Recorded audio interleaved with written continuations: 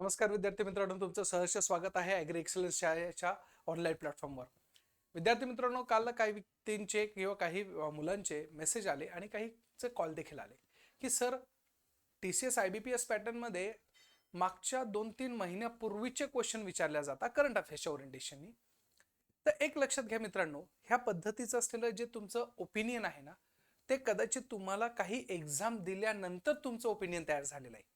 पण तुम्ही overall TCS IBPS पॅटर्नचा pattern जर ओळखला ना, तर त्या ओरिएंटेशनमध्ये तुम्हाला नियर टू बी 1 वर्षापूर्वीचे देखील करंट अफेअर्स विचारलेले.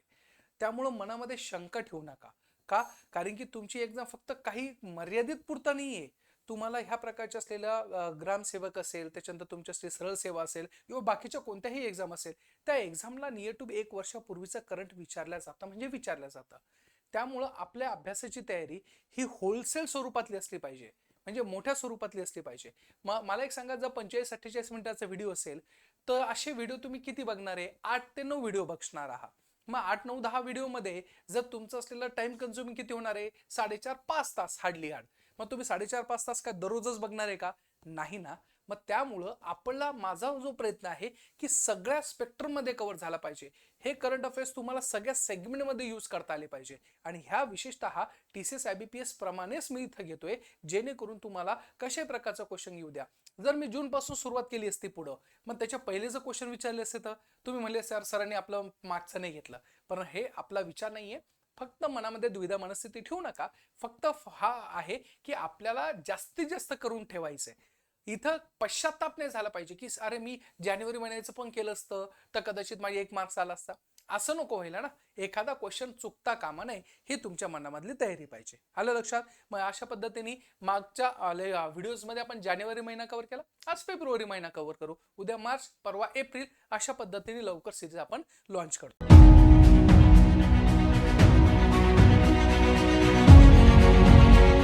ठीक आहे, चला मग आपल्याला फेब्रुवारी बघायचं आहे. फेब्रुवारीमध्ये पहिलं घटक काय?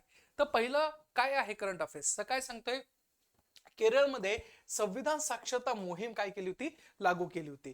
ज्यावेळेस आपण बघतो तर भारतामध्ये संविधानाचं असलेलं अस्तित्व हे सगळ्यांनी मान्य करायला पाहिजे. आणि विशेषतः भारत हा सगळ्यात चालतोय तो आपल्या संविधानामुळं. मग संविधानाची पायामुळं ही लोकांपर्यंत पोहोचावी. The awareness between the among the peoples within the particular sphere of the constitution हे लोकांना माहीत व्हावं, याच्यासाठी आपण त्या प्रकारचं काय केलेलं आहे? इथं केरळमध्ये, विशेषतः कुठं? केरळमध्ये संविधान साक्षरता मोहीम आपण राबवलेला आपल्याला दिसून येते. मग अशा प्रकारचं असलेलं जानेवारी 2023, आता इथं कन्फ्युज नाही करायचं. फेब्रुवारी महिना असेल तर त्याच्यामध्ये जानेवारीचा रेफरन्स येणार म्हणजे येणार, त्यामुळे इथं पण कन्फ्युज नाही करायचं. जानेवारी 2023 मध्ये संविधान साक्षरता मोहीम राबवलेली आहे आणि असा प्रयत्न करणारा केरळमधील अशा प्रकारचा काय आहे? पहिलाच प्रयत्न म्हणून आपण दिसून येतोय. मग त्याच्यामध्ये एक विशेष बाब म्हणजे काय? तर कोहम काय आहे? कोमहा, सॉरी, काय आहे? कोम्हा हा काय आहे? एका प्रकारचा संपूर्ण पहिला एक जिल्हा म्हणून तो कन्सिडर झालाय. तो काय म्हणून? संविधान साक्षरता जिल्हा म्हणून तुम्हाला तिथं कन्सिडर केलेला आहे. तर कोणता जिल्हा? तर लक्ष ठेवायचं, त्या प्रकारचा असलेला संदर्भ कोलम काय आहे? कोलमा, कोलमहा, तुम्ही काही म्हणा, कोमहा म्हणा किंवा कोलमहा म्हणा, काही म्हणलं तरी चालतं. तर त्या प्रकारचं मी तर लिहून दिलेलं आहे. कोलमा हा कुठलचा? केरळ मधला हा पहिला जिल्हा आहे संपूर्ण याच्यामधला की तो संविधान साक्षरता जिल्हा म्हणून काय झालेला आहे? घोषित झालेला आहे. हे अशा प्रकारचं करंट अफेअर्स तुम्हाला माहिती पाहिजे की पहिला कोणता संविधान साक्षरता जिल्हा म्हणून झालेला आहे? तर केरळमध्ये असलेला कोलमहा म्हणून हा काय झालेला आहे? जिल्हा तिथं काय झालेला आहे? साक्षरता म्हणून कन्सिडर केला गेलेला आहे. आलं लक्षात? त्याच्यानंतर दुसरा काय आहे करंट अफेअर्स की आरोग्य मैत्री प्रकल्प काय आहे? याच्यावर क्वेश्चन विचारला गेलेला आहे एकदा, पण तरीही पण आपण अभ्यास करूया. काय आहे? आरोग्य मैत्री प्रकल्प. काय? आरोग्य मैत्री प्रकल्प. जानेवारी 2023 मध्ये नवीन आरोग्य मैत्री प्रकल्प, काय? आरोग्य मैत्री प्रकल्पाची काय केली आहे? घोषणा केलेली आहे. याच्यामध्ये काय करणार आहे? तर आंतरराष्ट्रीय स्तरावर ज्या पद्धतीचं पॅन्डेमिक सिच्युएशनची असलेल्या ज्या काही गोष्टी घडतात, जसे की करोना घडून गेला किंवा त्या मानवता स्वरूपाच्या माध्यमातून काही नॅचरल डिझास्टर येत असेल, मॅनमेड डिझास्टर येत असेल, तर अशा डिझास्टरला आपण एकमेकांना काय करायला पाहिजे? आरोग्याच्या सुविधा प्रोव्हाइड करायला पाहिजे. अशा प्रकारचा हा प्रकल्प माननीय श्री नरेंद्रभाई मोदी यांनी काय केलेला आहे, इश्यू केलेला आहे. त्यामुळे तुम्हाला हे लक्षात घेणं गरजेचं आहे की हा आरोग्य मैत्री प्रकल्प कशासाठी आहे.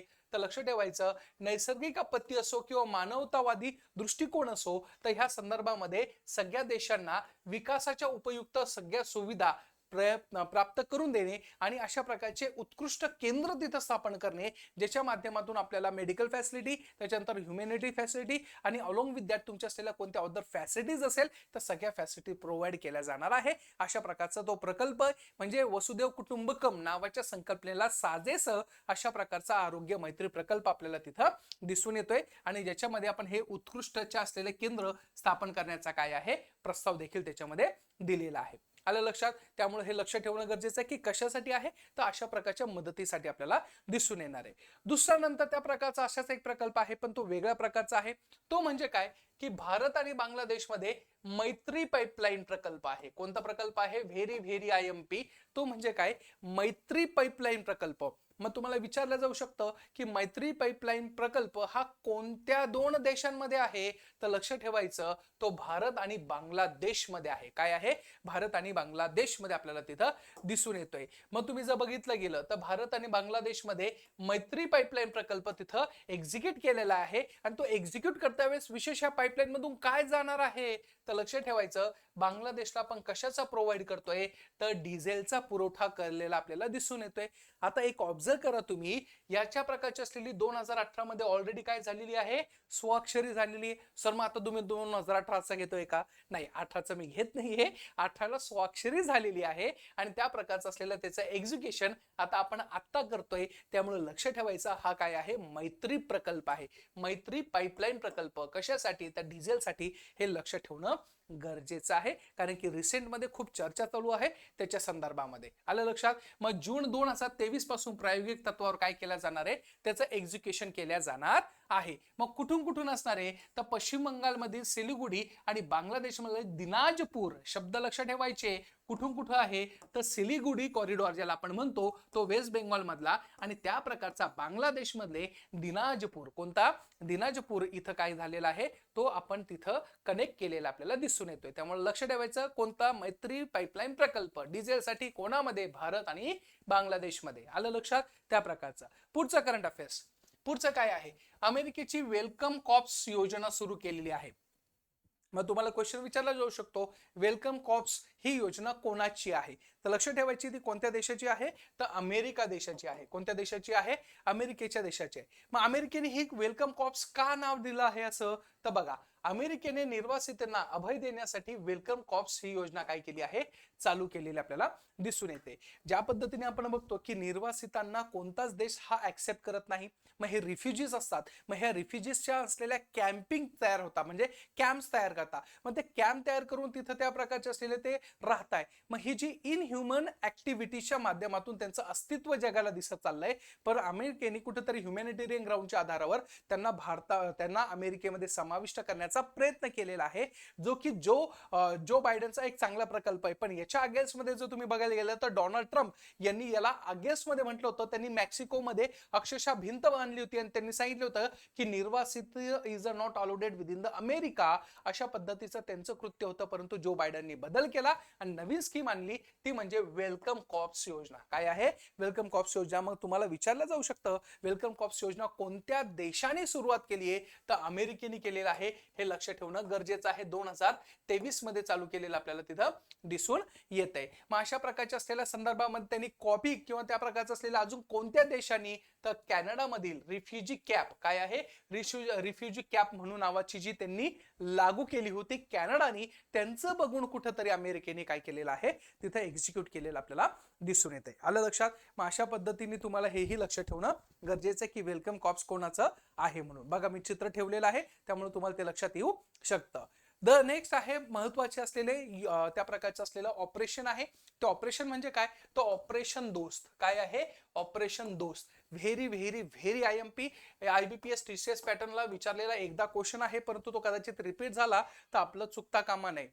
मग अशा पद्धतीने ऑपरेशन दोस्त काय आहे, तर लक्ष ठेवायचा तुर्की आणि सिरियामध्ये फेब्रुवारी 2023 मध्ये झालेल्या भूकंपामध्ये मदतीचा हात देत असताना त्या प्रकारचा बचाव कार्य करण्यासाठी आपल्याकडे लष्करी वैद्यकीय दलाने काय केलेलं आहे, मदत केलेली आहे. मग तुम्हाला विचारलं जाऊ शकतं की ऑपरेशन दोस्त कोणत्या देशाच्या मदतीसाठी धावलेला आहे भारत देश? तर लक्षात ठेवायचं, सिरिया आणि तुर्कीमध्ये जो भूकंप झालाय त्याच्यामध्ये भरपूर लोकांचं असलेलं आहुती गेलेली आहे. मग अशा वेळेस त्या संदर्भामध्ये त्यांचं प्रोटेक्शन करणं हे मानवतावादी दृष्टिकोनातून भारताने सिद्ध केलं आहे. त्यामुळे आपल्याला ते करणं गरजेचं आहे. या कारणास्तव आपण काय केलेलं आहे, बचाव कार्य करण्यासाठी बचाव कार्य करण्यासाठी ऑपरेशन दोस्त काय केलेलं आहे, लॉन्च केलेलं आहे. लक्ष ठेवायची, all medical facility has been given to them. आणि ह्या प्रकारे करता वेळेस माननीय मोदी साहेबांनी यांचं सगळ्यांचं काय केलेलं आहे, कॉंग्रॅच्युलेशन्स केलेले. यांना प्रत्यक्षात भेटलेले, त्यांना बोलवलं होतं आणि ह्या सगळ्या संदर्भामध्ये जागतिक स्तरावर भारताची कौतुकाची थाप मिळवलेली आपल्याला दिसून येते. आलं लक्षात?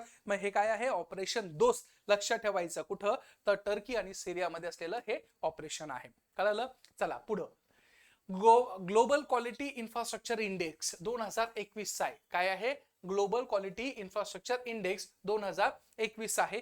21 आहे, परंतु दर 2 वर्षानंतर तो पब्लिश होतो. त्यामुळे आपल्याला हे लक्षात ठेवणं गरजेचंच आहे. आलं लक्षात? मग अशा पद्धतीच्या माध्यमातून जेव्हा तुम्ही बघता तर त्यावेळेस आपल्याला लक्षात येते की पर्टिक्युलर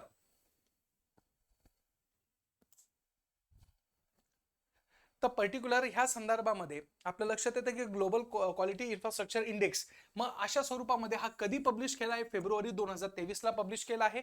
याच्यामध्ये त्या प्रकारचा असलेला भारत कोणत्या क्रमांकावर आहे, तर 5व्या क्रमांकावर आलेला आपल्याला दिसून येतोय. मग अशा स्वरूपामध्ये फर्स्ट क्रमांकावर कोण आहे, तर चीन आहे. आणि अनुक्रमे दुसऱ्या क्रमांकावर कोण आहे, त्या प्रकारचं असलेलं फर्स्ट क्रमांकावर कोण आहे, जर्मनी आहे. फर्स्ट क्रमांकावर जर्मनी, सेकंड वर चीन, थर्ड वर कोण आहे, तर अमेरिका आहे. आणि भारत कुठं आहे, तर 5वा आहे.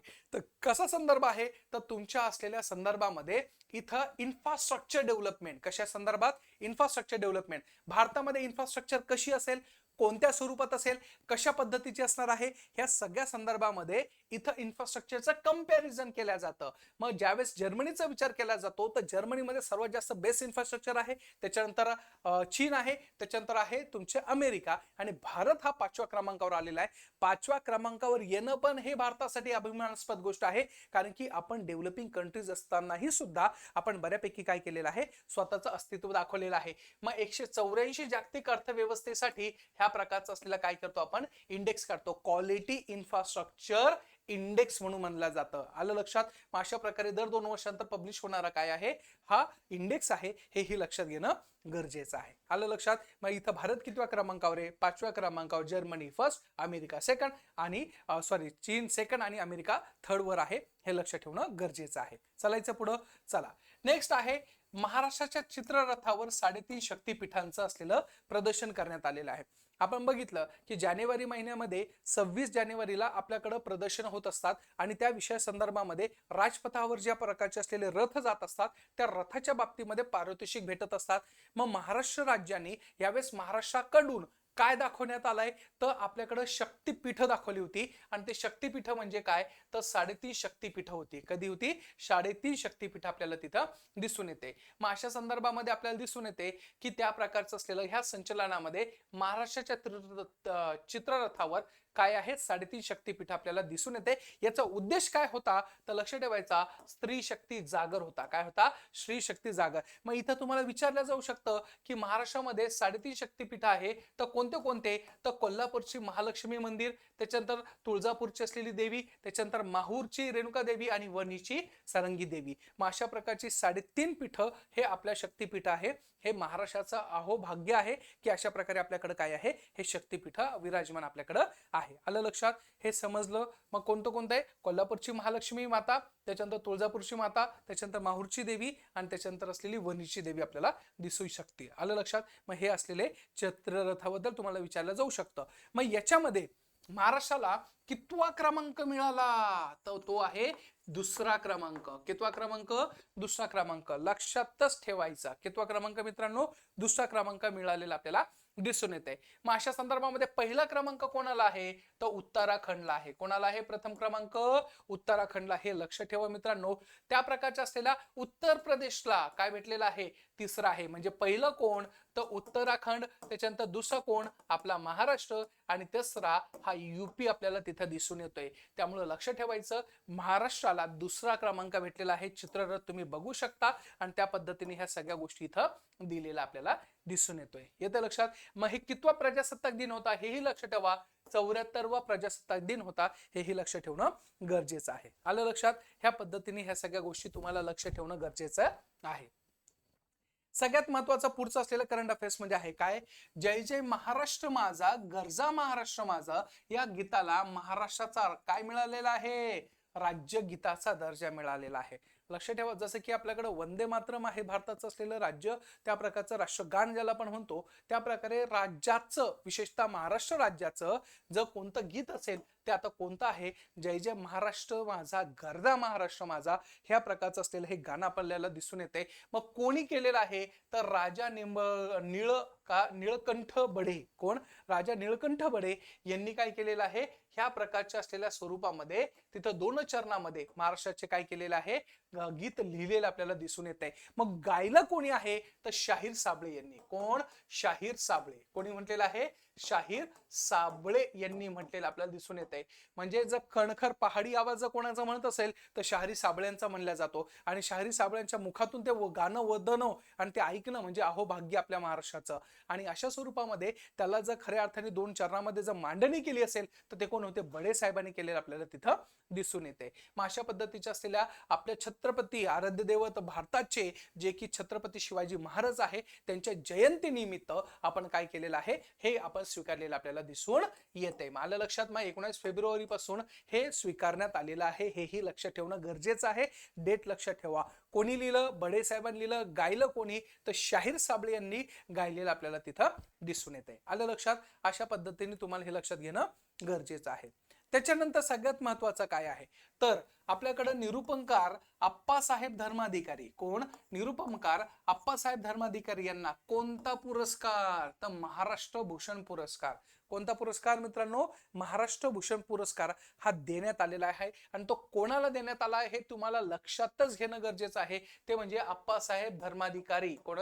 आप्पासाहेब धर्माधिकारी यांना देण्यात आलेला आपल्याला दिसून येत आहे. आणि यांचे जे वडील होते कोण तर त्या प्रकारचे दिग्वंत नानासाहेब धर्माधिकारी. कोण? नानासाहेब धर्माधिकारी यांना देखील मरणोत्तर, शब्द काय आहे, मरणोत्तर महाराष्ट्र भूषण पुरस्काराने गौरवण्यात आलं होतं. कधी? 2008 मध्ये. परंतु रिसेंटली ह्या फेब्रुवारी महिन्यामध्ये ज्यावेळेस आपण बघतो तर आप्पासाहेब धर्माधिकारी यांना काय केलं आहे, वर्ष 2022चा, आता म्हणू नका सर की त्या प्रकारचं असलेलं 22 तुम्ही 23ला कावर घेता, 2022च्या असलेल्या इथं महाराष्ट्र भूषणाचा पुरस्कार दिलेला आपल्याला दिसून येत आहे. सरांचा चेहरा तुम्ही बघू शकता, हे इथं आहे. त्यांचे त्या प्रकारच्या असलेल्या संदर्भामध्ये तुम्ही इथं त्यांचे वडील जे आहे नानासाहेब, त्यांचाही आपल्याला चेहरा दिसून येतोय. आलं लक्षात? मग इथं फोटो वगैरे बघून घ्या जेणेकरून तुमच्या लक्षात राहू शकतो. येतं लक्षात? अशा पद्धतीने हे आपल्याला तिथं दिसतंय. महाराष्ट्र भूषण पुरस्कार कोणी दिला, कोणाला भेटला तर आप्पासाहेब धर्माधिकारी यांना भेटलेला आहे, आपल्या लक्षात येऊ शकतं. चालायचं पुढं.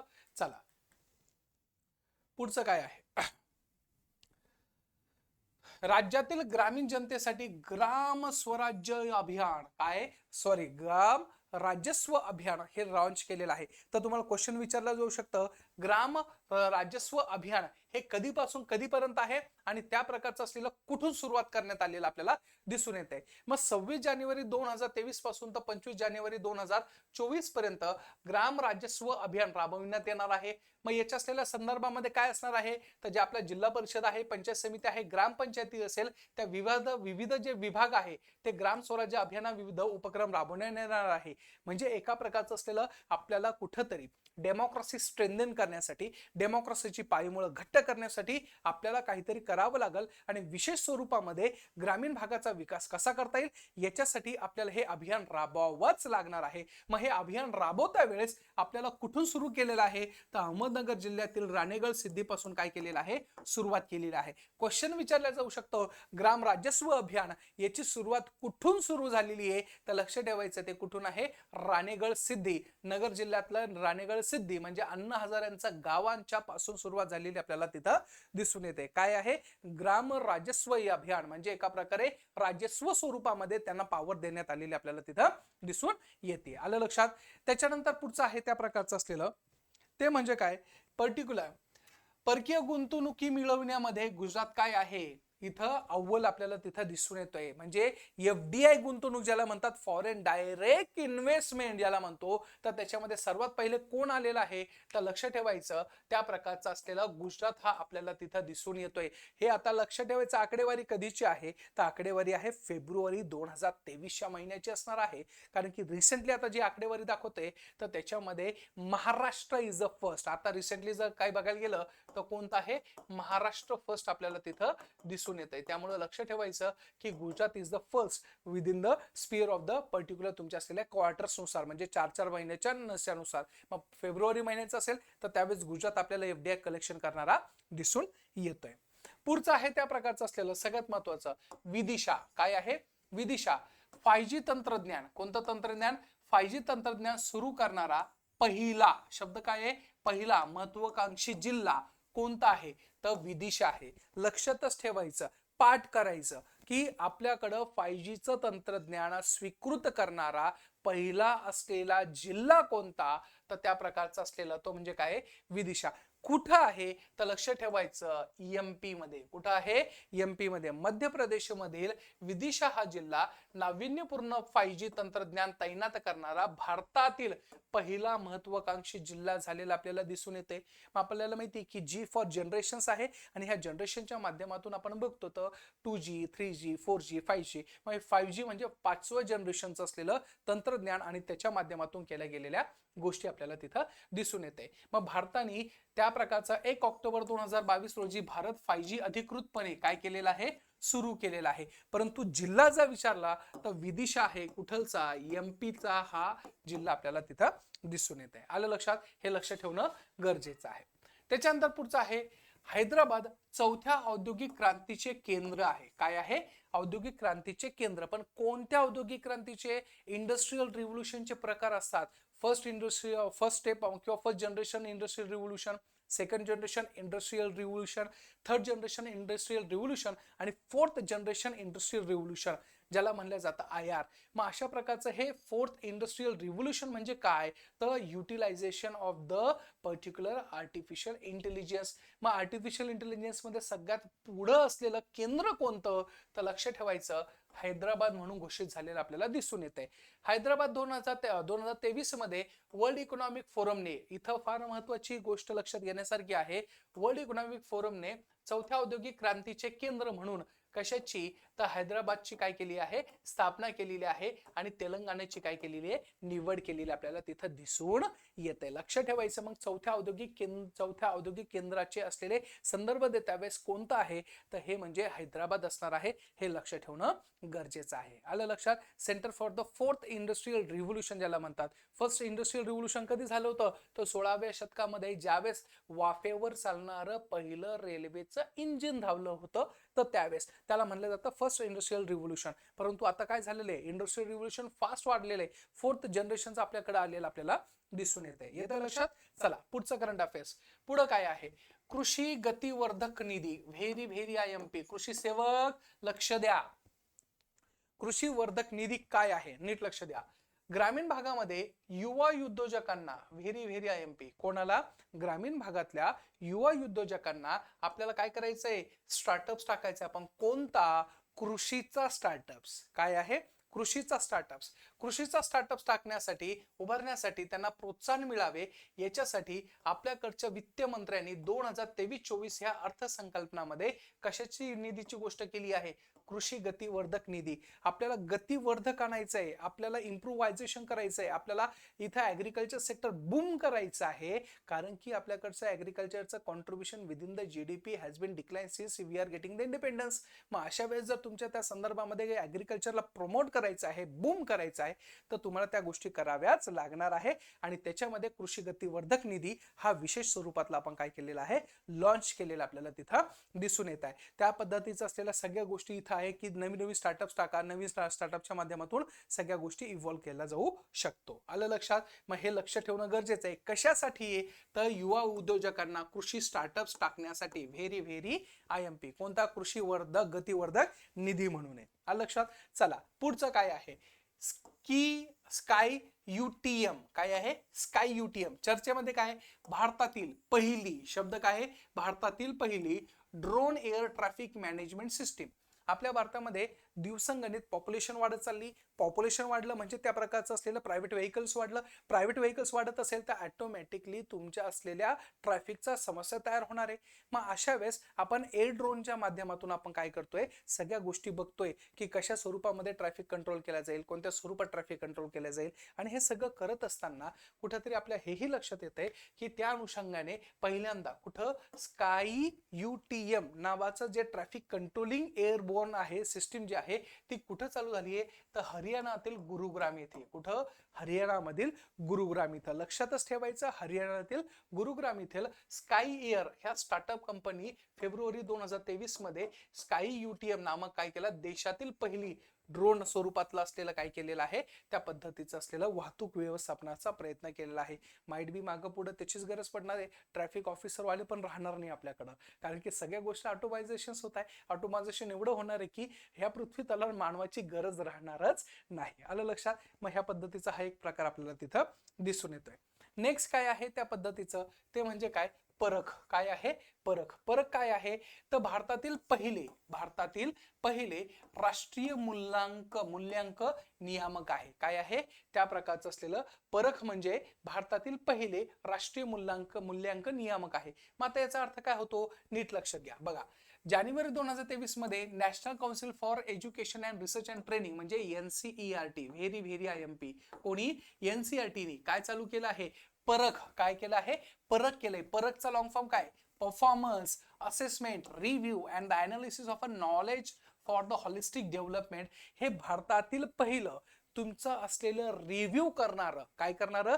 रिव्ह्यू करणारं म्हणजे काय? की पहिलं राष्ट्रीय मूल्यांक नियामक अधिसूचित केलेलं आहे. मग हे आता काय करणार आहे की त्या प्रकारचा एक क्रायटेरिया ठेवतील की ह्या क्रायटेरियामध्ये सगळे स्कूल बसतात का? जसं की फॉर एक्झाम्पल एखादी स्कूल फार पुढे चालली आणि एखादी स्कूल फार मागं चालली, मग ते बघतील की कशा पद्धतीचे आपण पॅरामीटर्स ठेवले पाहिजे.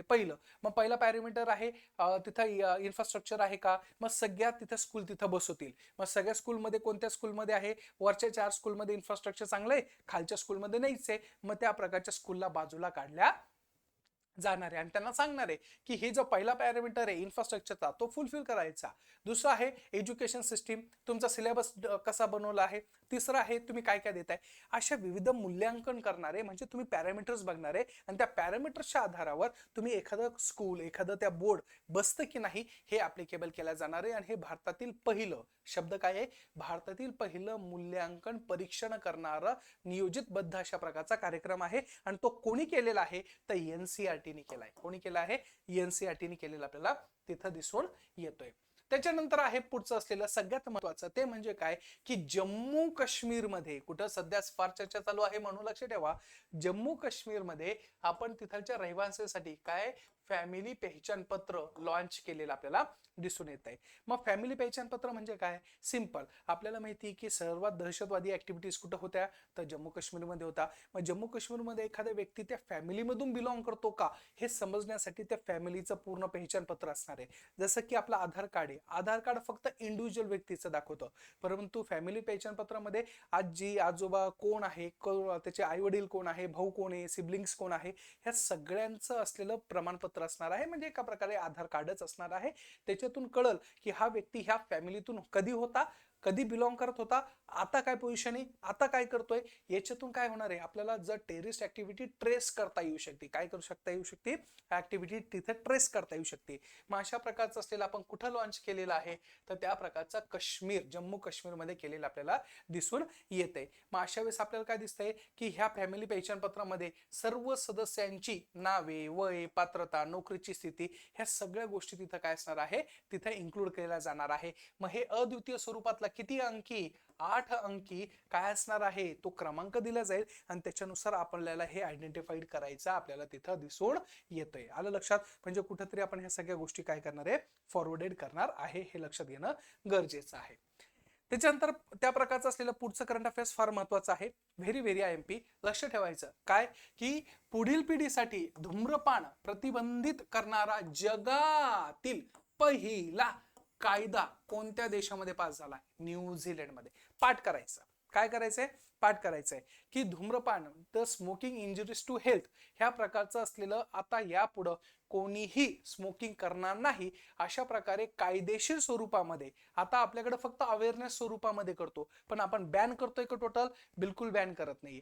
परंतु न्यूझीलंड हा पहिला देश आहे की त्यांनी पुढच्या पिढीला धूम्रपान प्रतिबंध करणारा त्या प्रकारचा कायदा मंजूर केला, आणि तो कोण आहे? न्यूझीलंडमध्ये. मग न्यूझीलंडमध्ये काय सांगितलं की 2025 सालापर्यंत, कधीपर्यंत? 2025 सालापर्यंत न्यूझीलंडला धूम्रपान मुक्त करायचं आहे. म्हणून त्यामुळं तिथं स्पष्ट सांगितले आहे की 2009 नंतर जो कोणी जन्म घेत असेल त्या कोणत्याही व्यक्तीला धूम्रपान करणे प्रतिबंध करणे आणि सिगरेट विक्रेत्यांची संख्या कमी करणे हे विधेयकाचं काय आहे? उद्दिष्ट आहे. खूप चांगलं विजन आहे. अशा प्रकारचं हे विजन आपल्या भारतामध्ये का नाहीये? शशांक त्या प्रकारचं असलेलं तिथं असायलाच पाहिजे. परंतु लक्ष ठेवायचं, सध्या पुरतं कोणतं आहे? तर तुमचं असलेलं न्यूझीलंड आपल्याला तिथं दिसून येत आहे. पुढचं काय आहे? बघा बघा, मी तुम्हाला ते सांगतो ना की क्वेश्चन असे आलेले ऍज इट इज क्वेश्चन आहे. आता आपल्याला त्या पद्धतीचं काही दुसरं करायची गरजच नाहीये. बघा, 2023 भरड धान्याचे आंतरराष्ट्रीय वर्ष म्हणून काय झाले? डिक्लेअर झालेले आहे. मग it is called as a international millets म्हणून काय केलं आहे? साजरं केलेलं आहे. कोणतं वर्ष? 2023. आता 2024 सरतंय, परंतु सरत्या वर्षामध्ये आपण 2023 मध्ये क्या पाया क्या खोया याच्या संदर्भासाठी तुम्हाला माहिती असणं अपेक्षित आहे की संयुक्त राष्ट्रांनी अशा पद्धतीची असलेली वाच्यता केली आणि स्पष्टपणे सांगितलं की 2023 वर्ष हे इंटरनॅशनल मिलेट्स वर्ष असणार आहे. मग मिलेट्स वर्ष म्हणजे काय? तर भरडधान्यामध्ये बाजरी, त्या प्रकारचं असलेलं नाचणी किंवा तुमचं असलेलं बाकीच्या काही गोष्टी असेल की त्याच्यातून खूप चांगल्या पौष्टिक गोष्टी भेटतात. मग ह्या सगळ्या गोष्टी कशामध्ये येणार आहे? भरडधान्यामध्ये येणार आहे. मग अशा प्रकारचं असलेलं ह्या संदर्भामध्ये कोणी डिक्लेअर केलं आहे? तर संयुक्त राष्ट्रामध्ये केलेलं आपल्याला दिसून येते. आणि जागतिक स्वरूपातलं जेवढं भरडधान्य होत नाही ना, तेवढं 1/5 म्हणजे 1/5 प्रोडक्शन कहाँ पे होता है? हमारे इंडिया में होता है. त्यामुळे भारत हा भरडधान्याचा बऱ्यापैकी मोठा देश म्हणून कन्सिडर केला जातो, हेही लक्ष ठेवणं गरजेचं आहे. आलं लक्षात? मग अशा पद्धतीने हे तुम्हाला लक्ष ठेवा 2023. बघा पुढचा क्वेश्चन. 2031 पर्यंत देशामध्ये 20 नवीन अणुऊर्जा प्रकल्प सुरू केले जाणार आहे. आता याच्यामध्ये फार महत्वाची गोष्ट आहे की सध्या कुठं कुठं आहे आणि कोणते प्रोजेक्ट आपल्या हातामध्ये घेतोय आणि कोणत्या कोणत्या गोष्टी तिथे करण्याचा प्रयत्न करतोय. मग भारताने 2031 पर्यंत किती? 20 अणुऊर्जा म्हणजे त्या प्रकारचं असलेलं न्यूक्लिअर बेसिसवर तयार होणारी जी इलेक्ट्रिसिटी आहे त्याच्या बेसिसवर कार्यान्वित करण्यासाठी प्रकल्प आखलेले आपल्याला दिसून येत आहे. या 20 अणुऊर्जा प्रकल्पापैकी पहिले 700 मेगावॅटचं युनिट 2023 मध्ये कुठं? तर गुजरात मधील Kakrapar. Very very very IMP, very very IMP. तुम्हाला विचारलं जाऊ शकतं काकरापार इथं अणुऊर्जा प्रकल्प आहे, तो काकरापार कोणत्या राज्यामध्ये आहे? तर गुजरातमध्ये आहे. कुठं आहे? तिथं त्या प्रकारचा गुजरातमध्ये आहे. हे लक्षात ठेवणं गरजेचं आहे. सोबतच त्या स्वरूपाच्या माध्यमातून कुडकुलम काय आहे? कुडनकुलम हे जे आहे ते कुठं आहे हेही लक्ष ठेवणं गरजेचं आहे. का? 2025 मध्ये कुडनकुलम येथे 1000 मेगावॅटचे युनिट्स काय करणार आहे? आपण कार्यान्वित करणार आहे. मग कुडनकुलम काय आहे आणि ते कुठं कुठं स्टार्ट होत आहे हे लक्ष ठेवणं गरजेचं आहे. का? भारताचा फार एम्बिशियस स्वरूपातला हा प्रोजेक्ट आपल्याला तिथं दिसून येतोय. आलं लक्षात? त्याच्यानंतर सगळ्यात महत्वाचं कल्याणी पेस्टा. काय? कल्याणी पेस्टा शब्द काय आहे? कल्याणी फेस्टा देशातील पहिला ग्रीन स्टील काय आहे? प्लांट आहे. लक्ष ठेवायचं कोणता? कल्याणी पेस्टा. लक्षात ठेवायचं कल्याणी फेस्टा ही काय आहे? एका प्रकारच्या असलेल्या संदर्भामध्ये देशातील पहिला ग्रीन स्टील प्लांट आपण मानल्या गेलेला आहे. मग काय आहे ग्रीन प्लांट म्हणून? जसं की फॉर एक्झाम्पल प्रत्येक जी इंडस्ट्री असते ती ग्लोबल इमिशन्स मध्ये फार मोठं कॉन्ट्रीब्युटर करते. म्हणजे ग्रीन हाऊस गॅस असेल, CO2 असेल किंवा विविध प्रकारच्या गोष्टी असेल. हे सगळं करता वेळेस त्या संदर्भामध्ये कुठंतरी आपला हा जो प्लांट आहे ना किंवा हा जो प्लांट आहे तो प्लांट काय करतोय? CO2 इमिट करत नाहीये. आणि CO2 इमिट करत नसल्यामुळे कुठंतरी त्याचं असलेलं कार्बनचं जे एक्झर्शन्स आहे किंवा एक्सपोजर्स आहे ते आपण काय करतोय? सिक्युमुलेट करतोय, अॅक्युमुलेट करतोय. मग अशा पद्धतीने ज्यावेळेस बघतो तर त्यावेळेस ही कल्याणी जो प्लांट आहे पुण्याचं, तर त्यांनी काय केलं आहे? पहिला जो काय आहे एका प्रकारचा असलेला पर्यावरणामध्ये 0 कार्बन फुटप्रिंट्स ठेवून तिथं काय करतोय? पोलाद निर्मिती करतोय. हे लक्ष ठेवणं गरजेचं आहे. Very very IMP. कोणता पहिला प्लांट आहे? कल्याणी आहे. हे लक्ष ठेवा. ठीक आहे. चला पुढचं. राष्ट्रीय हरित हायड्रोजन मिशन. काय? राष्ट्रीय हरित हायड्रोजन मिशन फार महत्वाचं आहे. आपल्याकडं ग्लोबल इमिशन्स मध्ये भारत हा फार मोठा कॉन्ट्रीब्युटर आहे विदिन द ग्लोबल वॉर्मिंग. मग अशा वेळेस भारताने सगळ्यात मोठं त्या प्रकारचा प्रोजेक्ट लॉन्च केला आहे, तो म्हणजे काय? Green hydrogen. काय आहे? Green hydrogen. म्हणजे पुढचं जे भविष्य असणार आहे इंधनाचं ते कसं असणार आहे? ग्रीन हायड्रोजनवर असणार आहे. मग अशा प्रकारचं राष्ट्रीय हरित हायड्रोजन मिशन लॉन्च केलंय. मग लक्ष ठेवायचं, केंद्र सरकारने किती? तर 19,744 कोटी. किती? लक्ष ठेवा, 19,744 कोटी रुपयांचं राष्ट्रीय हरित हायड्रोजन मिशन काय केलेलं आहे? 4 जानेवारी 2023 ला मान्यता दिलेली आहे. आणि याच्यामध्ये विशेष आपण काय करत आहोत? तर हायड्रोजन वापरणे आणि सोबतच उत्पादन करणे आणि त्याचं निर्यात करणे याच्यावर काय करणार आहे? फोकस देणार आहे. हे लक्ष ठेवणं गरजेचं आहे. आलं लक्षात? मग अशा पद्धतीच्या माध्यमातून तुम्ही ते बघू शकता. येते हे लक्ष ठेवा. कशासाठी आहे? तर भारताला ग्रीन हायड्रोजन प्रोडक्शन आणि त्या प्रकारचा एक्सपोर्ट करणं हा विजन आहे. किती पैसे आहे? 19,744 आपल्याला तिथं दिसून येत आहे. त्याच्यानंतर भारतातील पहिली शब्द काय? भारतातील पहिली अंडर वॉटर मेट्रो 2023 पर्यंत कार्यान्वित, डिसेंबर 2023 पर्यंत कार्यान्वित होईल अशा प्रकार सांगितलेला आहे. आपण आतापर्यंत बघितला मेट्रो ह्या वरतून जाता, जमिनीवरून जाता, परंतु अंडर वॉटर मेट्रो काय? अंडर वॉटर मेट्रो हा पहिला जो प्रकल्प आहे तो कुठं चालू झालेला आहे? तर कोलकाता इथं झाला आहे. मग कुठं? तर लक्ष ठेवायचं, हुगळी नदी. कोणती? हुगळी नदीतून धावणारी अंडर वॉटर मेट्रो ही हावडा ब्रिज ते कोलकाता ह्या जुळ्या शहरांना काय करणार आहे? जोडणार आहे. लक्ष ठेवायचं, अंडर वॉटर मेट्रो पहिली कॉन्सेप्ट ही कुठं इम्प्लिमेंट करताय? कलकत्त्याला करताय. आणि विशेषतः Hooghly station to Kolkata station हे जॉईन करायचं तिथे प्रबंध आहे. तुम्ही कदाचित तिथं बघू शकता कशा पद्धतीने ते रन करणार आहे आणि कशा पद्धतीने ते जाणार आहे. काहीतरी वेगळे भारताने इनोव्हेटिव्ह करून येतो आणि ते पहिले येत असेल तर एक्झामला फार महत्वाचं आहे. हे लक्ष ठेवणं गरजेचं आहे. त्याच्यानंतर काय आहे? त्या प्रकारचं असलेलं 2023 ते 2025 साठी सगळ्यात महत्वाचं काय? 2023 ते 2025 या कालावधीसाठी उत्कर्ष 2 नावाची असलेले काय आपण करतोय? त्या प्रकारची स्कीम लॉन्च करतोय. मग उत्कर्ष 2 काय आहे हे तुम्हाला समजणं गरजेचं आहे. मग अशा प्रकारे कोणी लॉन्च केला? तर reserve bank of India. Very IMP कोणी लॉन्च केलेला आहे? उत्कर्ष 2 क्रमांक म्हणजे सेकंड फेज ही कोणी लॉन्च केलेली आहे? तर RBI ने लॉन्च केली आहे. हे लक्ष ठेवणं गरजेचं आहे. मग अशा प्रकारचं असलेला पहिला कधी लॉन्च केलं? तर 19 ते 22 मध्ये केलेलं आपल्याला दिसून येते. मग उत्कर्षाचा असलेलं उद्दिष्ट काय? तर लक्ष ठेवायचं, रिझर्व्ह बँकेवरील नागरिकांचा आणि संस्थांचा काय करणे? विश्वास वाढवणे. दुसरं आहे त्या प्रकारचं पर्यावरणास अनुकूल सर्वांगीण स्वरूपातील डिजिटल आणि ज्या भौतिक सुविधा आहेत त्या उपलब्ध करून देणे. आता सध्या रिसेंटली बँकिंग सिस्टीमवर लोकांचा विश्वास कमी होत चाललाय. डिजिटलायझेशन असेल किंवा त्याच्या असलेला फ्रॉड असेल, ह्या सगळ्या गोष्टीमुळे कुठंतरी सिस्टीम आणि म्हणजे बँक सिस्टीम आणि इंडियन गव्हर्नमेंट आणि सोबतच इंडियन पीपल्स याच्यामध्ये कोऑर्डिनेट होताना आपल्याला दिसून येत नाहीये. परिणाम स्वरूप कुठेतरी एक संध यायला पाहिजे आणि सगळ्यांनी मिळून आपण काहीतरी वेगळं इनिशिएटिव्ह करू शकतो. या अनुषंगाने उत्कर्ष नावाचा 2 हा फेज आपण चालू केलाय. कोणी चालू केलाय? RBI. उद्दिष्ट काय? लोकांमध्ये असलेला संभ्रम दूर करणे, नवीन टेक्नॉलॉजी अडॉप्ट करणे आणि सिक्युरिटी पर्पज सगळ्या गोष्टी तयार करणे. हे सगळं आपण कुठं बघतोय? उत्कर्ष 2 कधीपासून स्टार्ट होणार आहे? तर त्या प्रकारचं असलेलं 23-25 साठी फेज 2 आहे. फेज 1 कधी आहे? 2019 ते 22 पर्यंत आपल्याला झालेला दिसून येतो. आलं लक्षात? ह्या पद्धतीने तुम्हाला लक्ष ठेवणं गरजेचं आहे.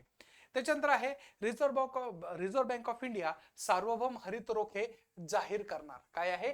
त्या प्रकारचे सॉव्हरीन ग्रीन बॉन्ड. आता लक्ष ठेवायचं, त्याच्यामध्ये 2-3 प्रकारचे बॉन्ड असतात. एक सॉव्हरीन बॉन्ड असतो. सॉव्हरीन बॉन्ड मध्ये सॉव्हरीन ग्रीन बॉन्ड आणतोय आणि त्या प्रकारचा असतो मसाला बॉन्ड. तो मसाला बॉन्ड काय आहे? घरी जाऊन सर्च करा. आणि त्या पद्धतीने आता RBI काय यूज करते आहे? तर त्या प्रकारचे सार्वभौम हरित रोखे जारी करत आपल्याला तिथं दिसून येते. मग अशा संदर्भामध्ये 9 फेब्रुवारी 25 जानेवारी आणि 9 फेब्रुवारी 2023 ला 8,000 कोटीचे किती? 8,000 कोटी रुपयाचे सार्वभौम हरित रोखे 2 टप्प्यामध्ये जारी केलेले आहे. मग आता ह्या संदर्भामध्ये काय करणार? फॉर एक्झाम्पल गव्हर्नमेंटच्या आता आरबीआयला पैसा पाहिजे असेल तर तो काय करतो, त्या प्रकारचा बॉन्ड तयार करतो आणि तो पब्लिक डोमेन मध्ये सोडतो आणि सांगतो पब्लिकला की तुम्हाला जर बॉन्ड घ्यायचा असेल तर बॉन्ड घ्या, तुम्हाला याच्यावर काइंड ऑफ इंटरेस्ट रेट मी देणार आहे आणि तो इंटरेस्ट रेट त्या पद्धतीची तुम्हाला मिळाल्यानंतर तुम्ही तो फक्त बॉन्ड घ्या, पैसे आम्हाला द्या. मग आरबीआय कडे त्या प्रकारचा पैसा आला आणि आरबीआयची स्टॅट्युटिंग लेवल झाली तर त्या प्रकारे काय करणार आहे, आरबीआय काय करणार आहे, हा पैसा कोणाला देणार आहे, जे तुमची असलेल्या कंपनी आहे त्या कंपनी कोणत्या त्या प्रकारचं असलेलं लो इमिशनच्या माध्यमातून जर त्यांना काही प्रोडक्शन करायचं असेल तर त्यांना लोन देणार आहे. म्हणून याला काय म्हटलेलं आहे की सार्वभौम सॉव्हरीन हरित रोखे म्हटलं गेलेलं आहे. मग त्या कंपनीला पैसा पण दिला जाणार आहे, पैसा देऊन त्या प्रकारे कंपनी लो इमिशन कार्बन इमिशनच्या माध्यमातून ते प्रोडक्शन करेल आणि ते प्रोडक्शन परत मार्केटमध्ये विकल्या जाईल. मग कंपनीच्या माध्यमातून मग आरबीआय काय करेल, परत त्या प्रकारचा पैसा व्यक्तीला देईल, बॉन्ड हातामध्ये घेऊन टाकल. अशा पद्धतीने हे कार्य केलं जाणार आहे, हेही लक्षात ठेवणं गरजेचं आहे. आलं लक्षात. मग इथं काय आहे, भारताच्या अर्थव्यवस्थेमध्ये कशाची तीव्रता, कार्बनची तीव्रता कमी करण्यासाठी दिलेला हा प्रकल्प आपल्याला तिथं दिसून येतोय. आलं लक्षात. म्हणून लक्ष ठेवायचं, कोणी इश्यू केला आहे, आरबीआयने इश्यू केलेला आपल्याला तिथं दिसून येतोय. येते लक्षात. मग अशा पद्धतीने सगळ्या गोष्टी केल्या जातो. त्याच्यानंतर काही महत्वाच्या असलेल्या ठळक बाबी आहे. जागतिक मलेरिया अहवाल 2022 आहे, कारण की हा मलेरिया अहवाल नेहमी नेहमी येत नाही, त्यामुळे तो अहवाल प्रदर्शित झालाय. त्याच्यावर काय फॅक्ट्स आहेत तेही बघून घ्या. मग अशा वेळेस त्या प्रकारे WHO डिसेंबर 2022 मध्ये हा रिपोर्ट सादर केला आणि त्याच्यामध्ये असं दाखवलंय की 2021 मध्ये 247 दशलक्ष प्रकरण होते, 2020 मध्ये ते 245 होते आणि 2019 मध्ये 232 होते. म्हणजे आपल्याला असं म्हणता येईल का की हळूहळू त्या प्रकारे मलेरियाचे रुग्ण भारतामध्ये वाढलेले आपल्याला दिसून येत आहे. यस, कारण की इथं स्पष्टपणे दिले आहे. मग उच्च भार असलेल्या म्हणजे उच्च मलेरिया असलेल्या देशामध्ये आपल्या भारताचं आपल्याला तिथं दिसून येते. हेही लक्ष ठेवा की मलेरिया कोणामुळे होतो, तर प्लाझ्मोडियम परजीवीमुळे होतो. लक्ष ठेवायचं, कोणामुळे होतोय, प्लाझ्मोडियम परजीवीमुळे होतो. हे लक्ष ठेवणं गरजेचं आहे. का, सध्या चर्चेमध्ये आहे, भारत त्याच्यामध्ये बसलेला आपल्याला दिसून येतोय. आलं लक्षात. चलायचं पुढं.